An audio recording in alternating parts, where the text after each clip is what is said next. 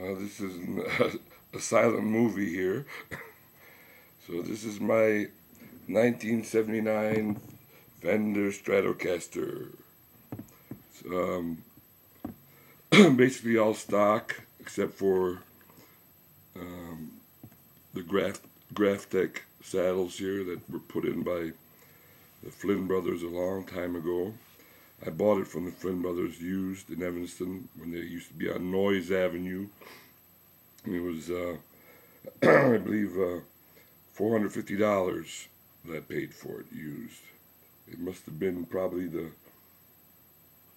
mid-'80s that I bought it from them. It's a pretty good heavy guitar. I had the Sir backplate installed by Clark Post at Schroeder Guitar Repair here in Chicago, and it took out all the hum, and it doesn't change the tone. It's kind of expensive, but what it doesn't do, and what I was hoping it would do, does not stop the sound of dimmer lights. So the hum is canceled out, the regular hum that a Stratocaster from Single Picos makes, and it makes a big difference. But the annoying sound of dimmer lights, still haven't found something to curb that besides turning the lights off.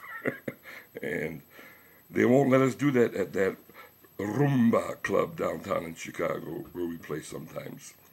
And their dimmers are the worst dimmers in the world. Well, no, there was another place up on Erie Street. Oops, excuse me.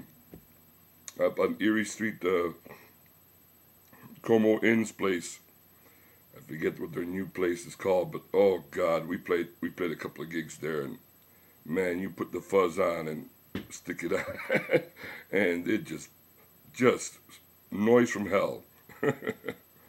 The old Como Inn on Milwaukee Avenue, downtown Chicago, they had a place. They still have a little place there around the corner from there on Erie. I'm just losing the name of it in my mind right now. Anyway, it's not important. But that's the highest buzz I ever had on a single coil pickups. I should just bring my Gibson 345 for gigs like that.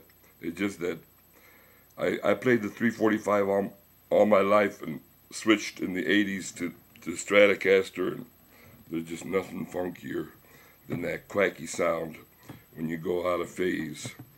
I remember when I took it back to have some work done on it at the Flynn Brothers, they said, "Oh man, I forgot how nice a guitar this was, Rich."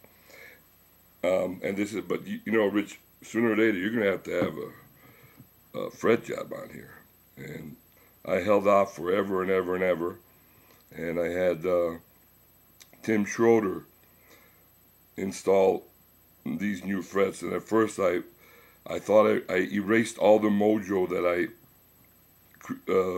created on these frets, or these frets gave me. The prior frets gave me a lot of mojo and let me play a lot of things on it, and it felt at first as if all that was erased. But in the long run, these are wonderful frets that were done by Tim Schroeder, a very, very nice gentleman that does some beautiful work with instruments, amplifiers, and is a good human being in the first place. And thanks to him and his cohorts there, he always has some nice people working with him. Okay, this is a long display of a Fender 79 Strat. This is what you call my working guitar. When I bought it, none of this was here, and in the back, none of that was there. None of this. So it's seen a little playing, a couple of stages in Chicago and the Midwest and so forth. Anyway, Rich signing off here on my 79 Strat. Peace, everyone.